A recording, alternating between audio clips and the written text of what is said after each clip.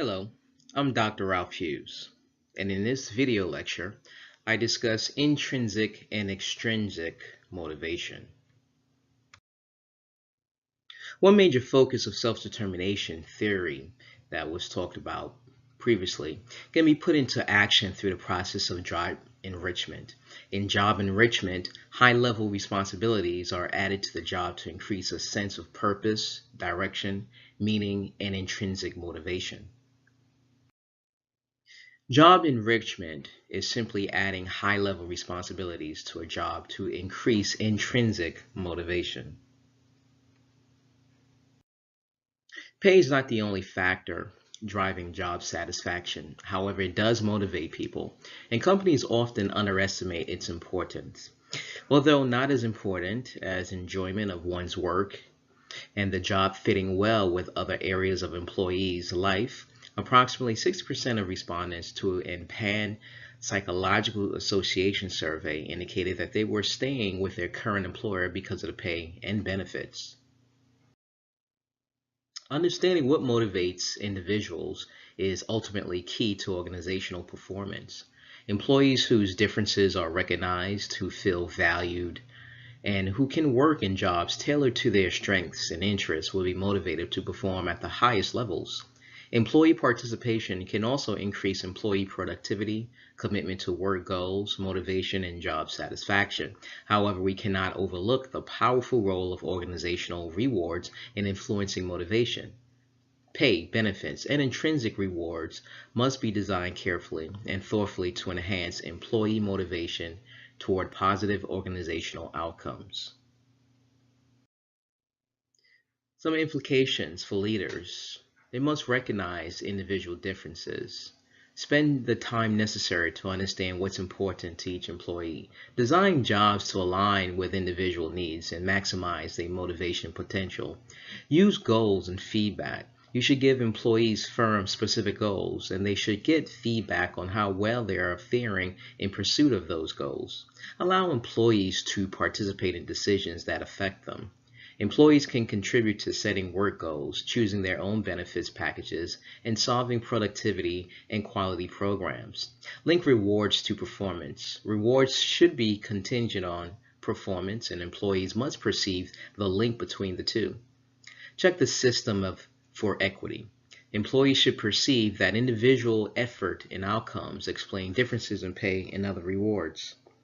Organizations and human resource departments can alter or supplement tasks, duties, and responsibilities in many ways to make them more motivating to employees. It is vitally important for leaders to understand that what motivates employees, what truly motivates employees. What also motivates employees? Being innovative, being creative. Those are the things that motivate employees. Truly,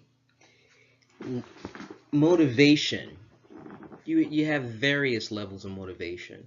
But when you ask someone, can someone truly motivate you?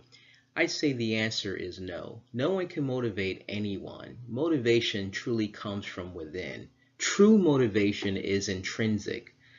It comes from the individual. It's true that various people have differing degrees or levels of motivation. Some people are more motivated than others for whatever reason.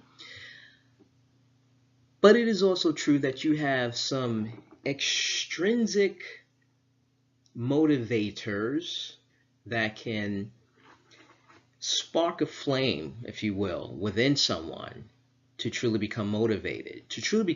So when I'm talking about external motivation, I'm really talking about inspiration. You inspire someone. For example, the language of leadership, how I'm able to interact with you, what I'm able to say, the words that I use to describe my vision, the words I use to elicit buy-in from you, that is inspiration. That is extrinsic motivation, but it is inspiration. Is there such thing as extrinsic motivation? Well, I don't want to use motivation and inspiration interchangeably. So motivation, extrinsic motivation, again, is something that's tangible, such as rewards, pay, That is extrinsic motivation, and pay, again, is a motivator, as I said previously. But motivation, intrinsic motivation, for someone to truly act, they have to be motivated, and that motivation can only come from within. That is intrinsic motivation.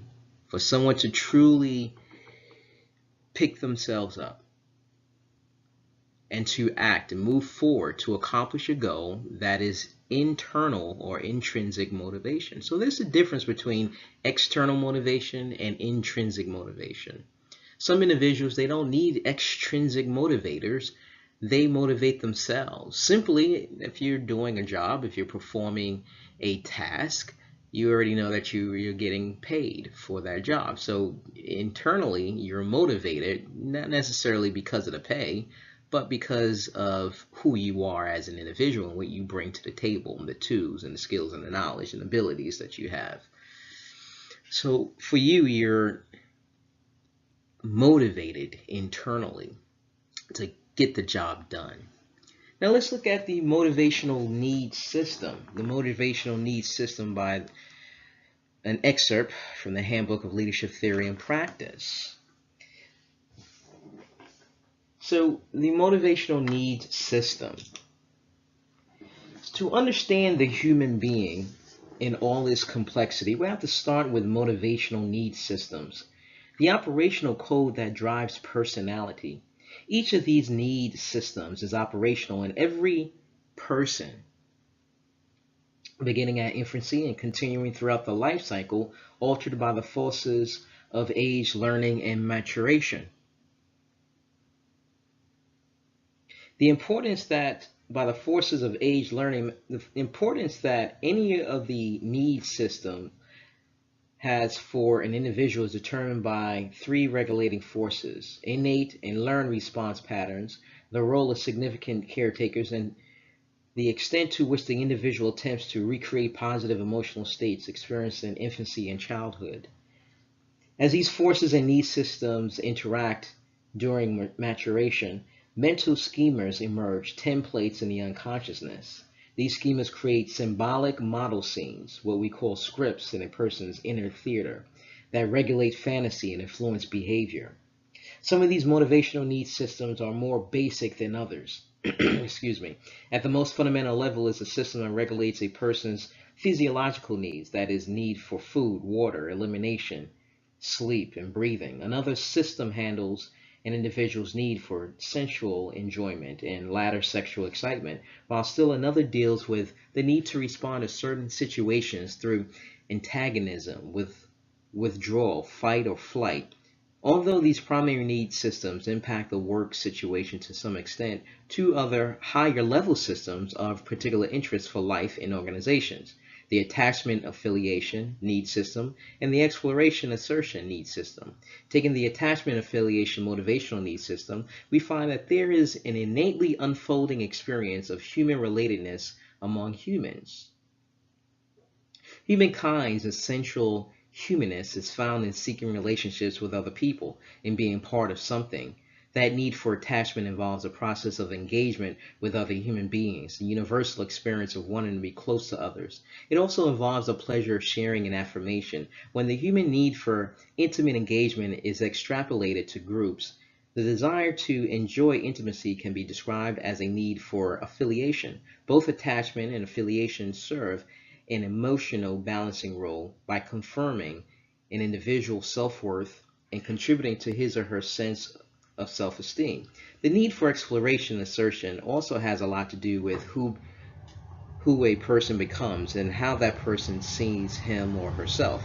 The need for exploration, closely associated with cognition and learning, affects a person's ability to play and to work.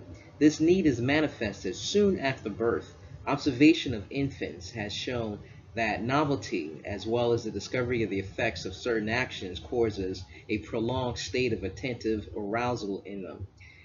Similar reactions to opportunities for exploration continue into adulthood. Closely tied to the need for exploration is the need for self-assertion. The need to be able to choose what one will do, playful exploration and manipulation of the environment in response to exploratory Assertive motivation produces a sense of effectiveness and competency, of self-efficacy, autonomy, initiative, and industry. Because striving, competing, and seeking mastery are fundamental characteristics of the human personality, exercising assertiveness, following our preferences, acting in a determined manner serves as a form of affirmation.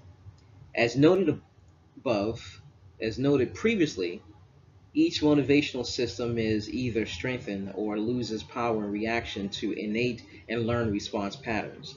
The developmental impact of caretakers and the ability to recreate previous emotional states.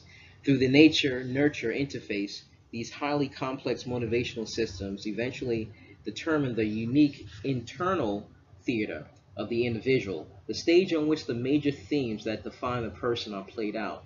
These motivational systems are the rational forces that lie behind behaviors and actions that are perceived to be irrational. The clinical paradigm looks beyond a person's irrational activities and attempts to acknowledge, decipher, and offer tips for mastering these forms of irrationality.